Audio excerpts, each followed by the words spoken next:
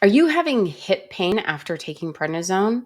Then you need to watch this video because there could be a source of that hip pain that you've got to get attention with immediately. Before I go on, I want to make a disclaimer that this is not medical advice and that you should work closely with your doctor, okay? But a commenter told me this brief story on my YouTube video, and it made me think that what he's suffering could be something dramatically worse than what he thinks it is. And so I want to read you his story really quick and then tell you what I think it could be. He said, "My first experience with prednisone was after a brain surgery, tapered down and did a physical, and I was good. Then one day I had a headache.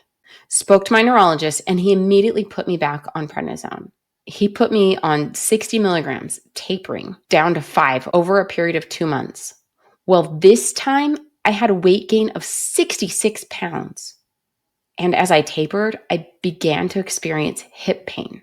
Eventually, couldn't put any weight on my left leg. I've had multiple falls and now been needing a walker for the past 4 months with no improvement. Physical therapy does not seem to be helping." When I read this, I thought, oh my goodness, I'm not his doctor. I can't diagnose, but the way he told the story sounds like it could be what's, in my opinion, the very worst side effect of prednisone, called avascular necrosis, or death of the hip socket head. That the bone that inserts into the hip joint, the very tip of it, can die. Necrosis is what that's called. And this can happen because of prednisone. They're not really sure why, but it can happen. And it often is just as he described it. First, hip pain, then inability to use the hip, eventually needing to use a walker or a wheelchair. And the only option is hip replacement. That's the only way to get future ability to walk.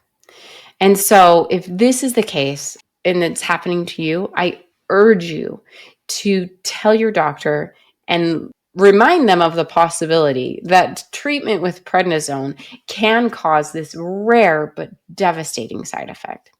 It's often not on the radar of your doctor because it's such a rare side effect.